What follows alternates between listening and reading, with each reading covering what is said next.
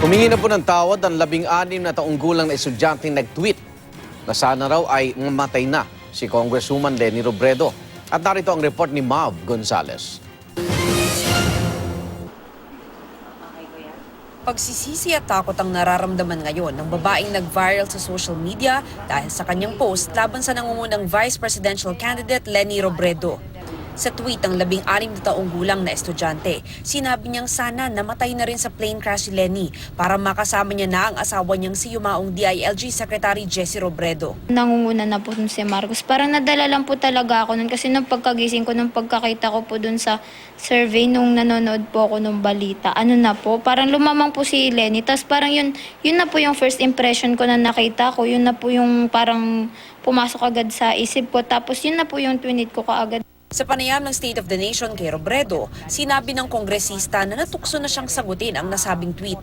Ako nag-tempt na akong sagutin na hindi mo lang alam na nung bumagsak yung eroplano ng asawa ko, every day, every night, wini-wish ko na ako yung nasa eroplanong yun. Pero napaka-vicious ng ibang tao.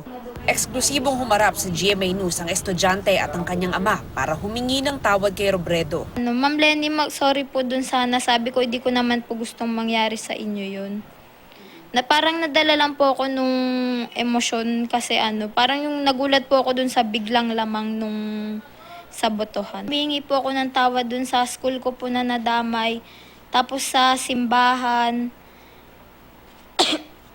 tapos sa simbahan po na nadamay, tsaka po dun sa mga kaibigan ko na nadamay. Bilang ako tatay, humingi din ako ng sorry. Dahil siguro bata, hindi alam yung ginagawa. Ang akala lang na kantsaw ay lumalaki. Sakit din kasi minumura na siya.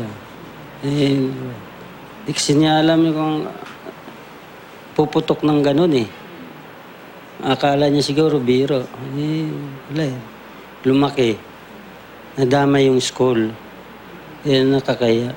Ang paaralan naman ng bata, naglabas na rin ng opisyal na pahayag na hindi nila kinukonsinti ang maling ginawa nito.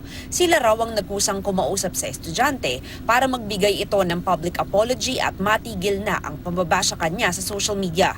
Bukod sa mga mura, nakakatanggap na raw kasi ng death threats ang dalagita. Matapos ang karanasang ito, may natutunan na raw ang estudyante. Mag-iisip na po muna ako bago mag-post ng kung ano-ano. Think before you click na po, ganun. Ito ang unang balita sa Quezon City. Mav Gonzalez reporting.